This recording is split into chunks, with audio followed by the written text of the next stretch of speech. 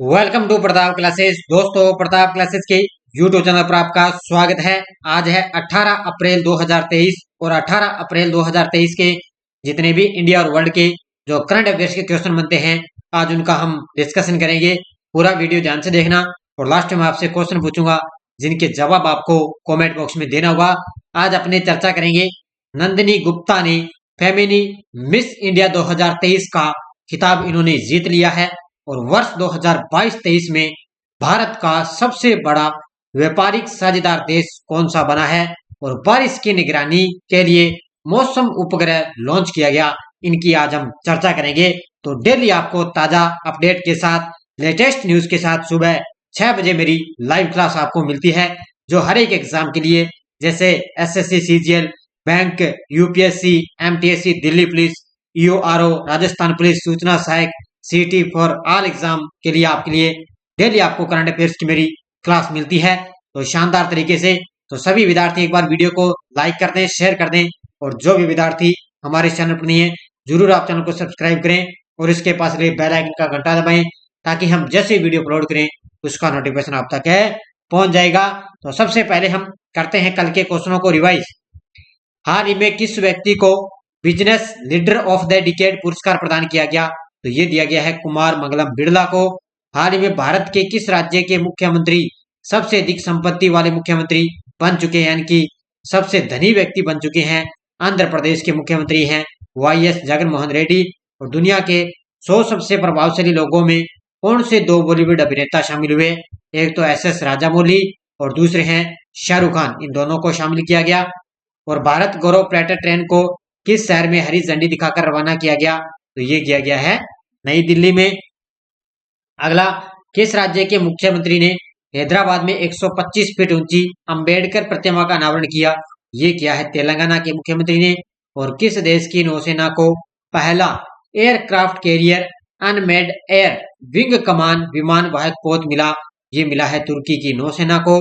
और किन दो खिलाड़ियों को मार्च 2023 के लिए ICC player of the month पुरस्कार मिला? तो हर मंथ आपको पता है आईसीसी के द्वारा ये अवार्ड दिया जाता है। तो एक इसमें पुरुष में शाकिब अल हसन को और महिला के अंदर हेनरिट इमिवे को दिया गया। एलआईसी का नया मुख्य निवेश अधिकारी नियुक्त किया गया है रत्नाकर पटनायक को। और किस बैंक ने the banker to every Indian नामक अपनी कॉफी टेबलेट बुक की शुरुआत की? ये की है एसबीआई ने। और प्रसिद्ध राष्ट्रीय पुरस्कार विजेता उत्तरा बावकर का निधन हो चुका है, ये थी अभिनेत्री। ठीक है, कौन थी? अभिनेत्री। तो ये कल के क्वेश्चनों के थे रिवाइज।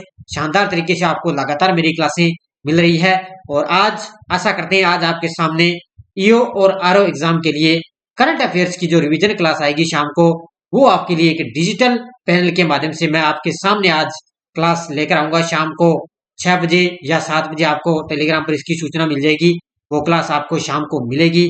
आज पूरी आशा करता है कि आज आपके सामने अपनी मैं क्लास आपके सामने मैं लेकर आऊंगा ईओ आरओ के लिए करंट अफेयर्स की रिवीजन क्लास, वो भी डिजिटल पैनल के माध्यम से। तो स्टार्ट करें आज की क्लास। सभी विद्यार्थी एक बार वीडियो को लाइक कर दें और शेयर कर दें। देखिए पहला प्रश्न आपके सामने। हाल ही में नंदिनी गुप्ता ने फेमिनी मिस इंडिया 2023 का खिताब जीता है, इनका संबंध किस राज्य से है? तो नंदिनी गुप्ता ने अब की बार फेमिनी मिस इंडिया 2023 का खिताब इन्होंने जीत लिया है और इनका संबंध है राजस्थान से। तो राजस्थान की है ये फेमिनी मिस इंडिया। कौन है? नंदिनी गुप्ता। तो तस्वीर यहाँ पे ये देख सकते हो, अब की बार इन्होंने ताज पहना है नंदिनी गुप्ता ने 2023 का फेमिना मिस इंडिया का खिताब और इनका संबंध है राजस्थान राज्य से। तो तस्वीर आप यहाँ पे देख सकते हो। देखो, नंदिनी गुप्ता राजस्थान से है और एक आयोजित एक महान समारोह में फेमिना मिस इंडिया वर्ल्ड 2023 की जीत उन्होंने हासिल की है और यह खूबसूरती प्रतियोगिता का 59वां संस्करण था। कौन सा संस्करण था? 59वां संस्करण था। पहली रनर अप दिल्ली से श्रेया पूंजा थी और दूसरी रनर अप मणिपुर से थोना ओजम स्ट्रेला लुवंग थी। ठीक है, नाम थोड़े कठिन है, एक दो बार पढ़ोगे तो याद हो जाएंगे। तो नंदिनी गुप्ता ने फेमिना मिस इंडिया 2023 का खिताब इन्होंने जीत लिया और पहली रनर कौन थी? ये थी अप दिल्ली से श्रेया पूंजा और दूसरी थी मणिपुर से थोना ओजम स्टेला लुवंग, ये थी दूसरी रनर। तो अब की बार ये 59वां संस्करण था तो ये अच्छी तरह से पॉइंट आपको याद रखने हैं। हो सकता है आगे के एग्जामों में यहाँ से क्वेश्चन जरूर बनेगा। अगला प्रश्न देखो, वर्ष 2022-23 में कौन सा देश भारत का सबसे बड़ा व्यापारिक साझेदार बन गया है? वर्ष 2022-23 के अंदर है, कौन सा देश भारत का सबसे बड़ा व्यापारिक साझेदार देश बन गया? वो बन चुका है अमेरिका। कौन सा देश बन चुका है?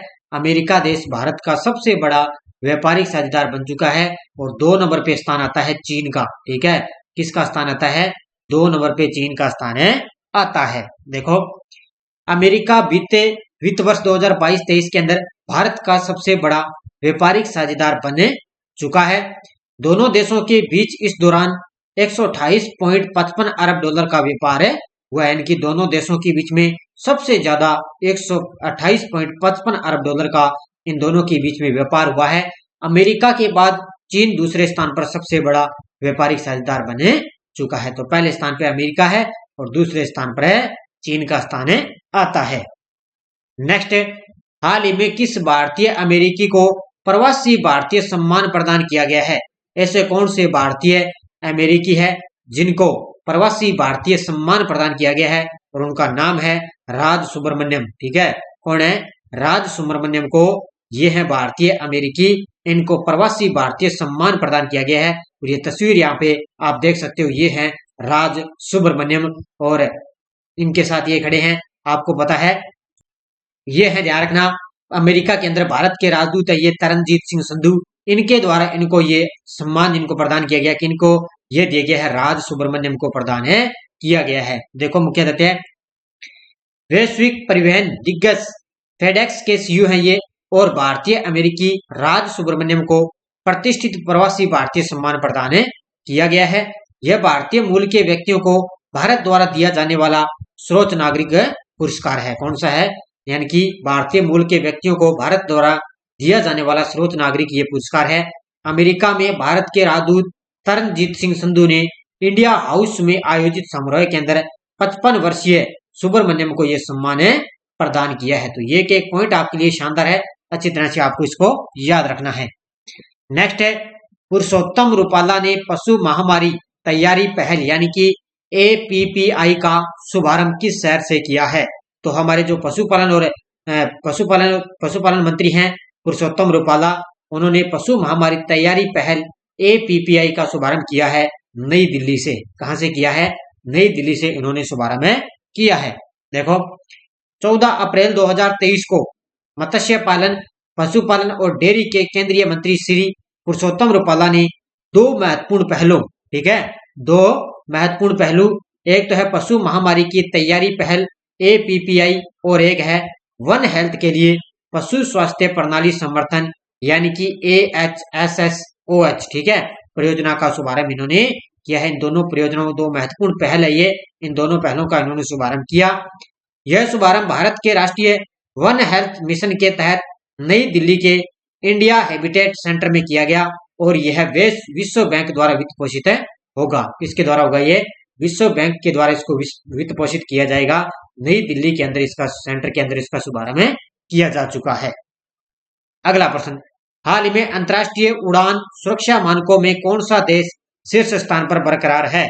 अंतर्राष्ट्रीय उड़ान सुरक्षा मानकों में कौन सा देश शीर्ष स्थान पर बरकरार है? और वो है अपना देश भारत। ठीक है, कौन सा देश है? अपना देश है भारत।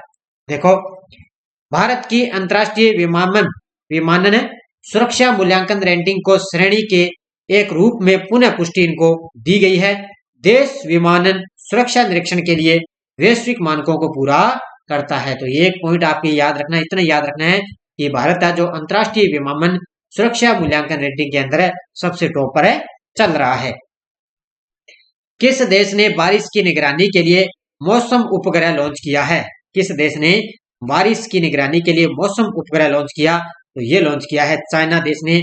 अगर आपको याद रखना है भी कोई भी देश है, यानी कि कोई किसी की तरह में अंतर्राष्ट्रीय प्रौद्योगिकी के अंदर कोई भी लॉन्च किया जाएगा तो लगभग चीन देश के द्वारा वो लगभग लॉन्च किया जाता है। तो ये चीन देश की कंपनी है, उसने क्या है, बारिश की निगरानी के लिए मौसम उपग्रह लॉन्च किया है।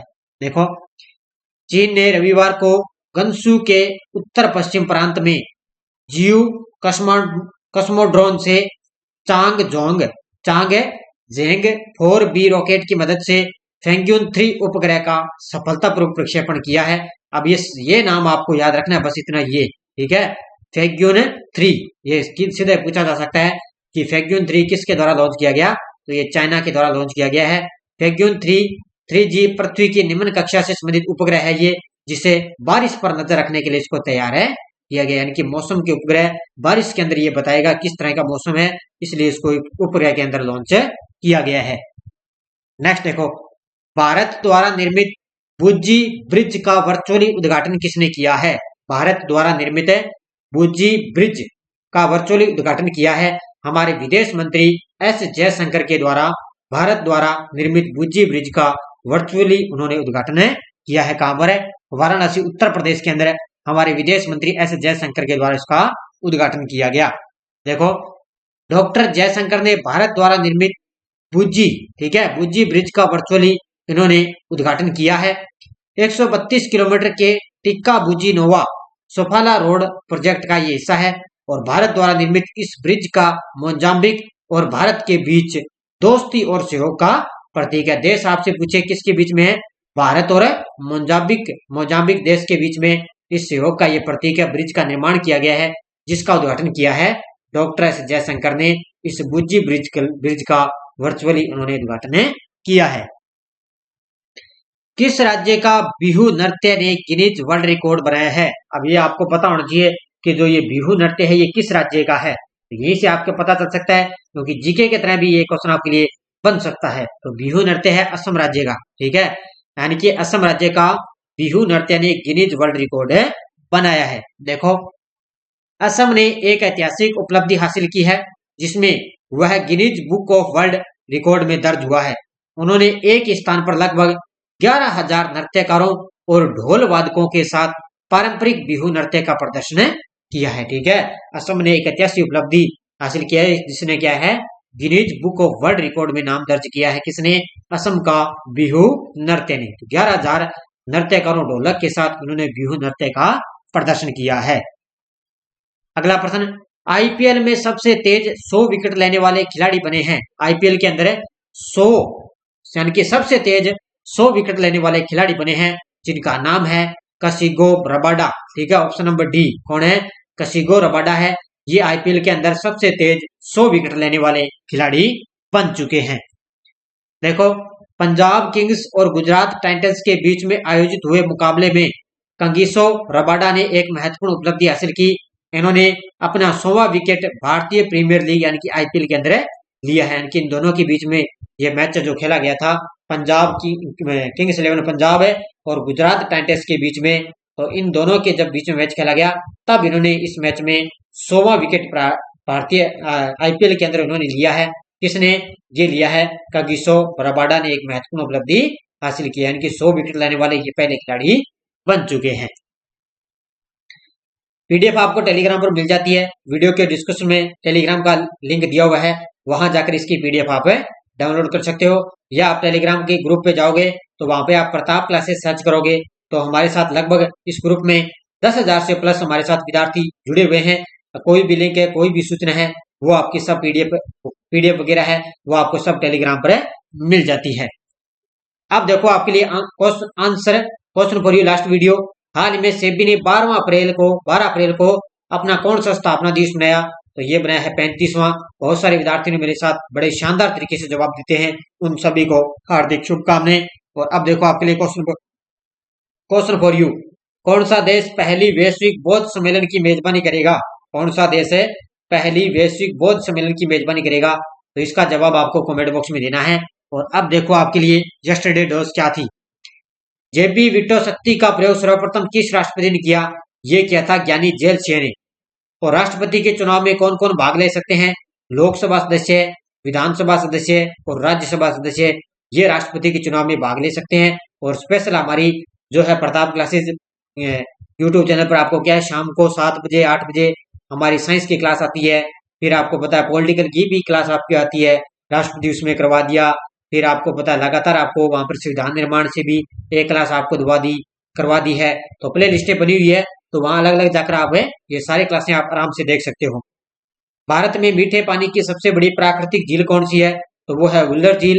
कौन सी पहाड़ी या श्रेणी अरुणाचल प्रदेश या म्यांमार के बीच अंतर्राष्ट्रीय सीमा का निर्धारण करती है? तो वो है पटकाई वोम। तो ये थे यस्टर डोज। बहुत सारे विद्यार्थियों ने शानदार तरीके से जवाब दिए। अब देखो नेक्स्ट डोज। भारत की प्रथम औद्योगिक नीति की घोषणा कब की गई? किस नदी को वृद्ध गंगा के नाम से जाना जाता है? भारतीय संविधान की किस अनुच्छेद में न्यायिक पुनरावलोकन का प्रावधान किया गया? और संविधान निर्मात्री सभा में के कुल कितने अधिवेशन हुए थे? इन चारों क्वेश्चनों के जवाब आपको कमेंट बॉक्स में देना है शानदार तरीके से। और हमारी लगातार आपको पता है ऐप के अंदर टेस्ट सीरीज चल रही है। ये हमारी ऑल एग्जाम 2023 के लिए 50 रुपए के अंदर टेस्ट सीरीज चल रही है। 1 साल की वैलिडिटी है। इसमें आपको जनवरी 2023 से दिसंबर 2023 तक पूरा डाटा आपको मिलेगा। बस आप चिंता मत करो, बहुत सारे यहाँ से आपको टेस्ट सीरीज अब मिलने वाले हैं। तो आपको इसमें जितने भी यूट्यूब पर करंट की क्लासें आएंगी ना अलग से, जैसे वर्तमान में कौन क्या है, युद्ध अभ्यास है, पुरस्कार है, खेल है, तो अलग अलग उनकी आपको टेस्ट सीरीज है यहाँ पर मिलती जाएगी। उनकी पीडीएफ भी आपको ऐप के अंदर मिलती जाएगी। और हमने ये विश्व का भूगोल और भारत का भूगोल भी हमारी टेस्ट सीरीज चल रही है 50 रुपए के अंदर। और उसके बाद में इसकी भी हमारी जो भी सारी टेस्ट सीरीज चल रही है वो आपको 1 साल की वैलिडिटी है। जरूर आप ज्वाइन करें, मात्र 50 रुपए के अंदर आपको टेस्ट सीरीज मिलती रहेगी। तो शानदार तरीके से आप जरूर ज्वाइन कीजिए। और सारे विद्यार्थी वीडियो को जाते जाते लाइक शेयर करते रहना। और पूरे आशा करता हूँ आज आपके सामने मैं आपके डिजिटल बोर्ड के माध्यम से आपको लिए ईओ और आरओ के लिए करंट अफेयर्स की रिवीजन क्लास में शाम को लेकर आ रहा हूँ। तो शाम को तैयार रहें सभी विद्यार्थी। जय हिंद, जय भारत, धन्यवाद।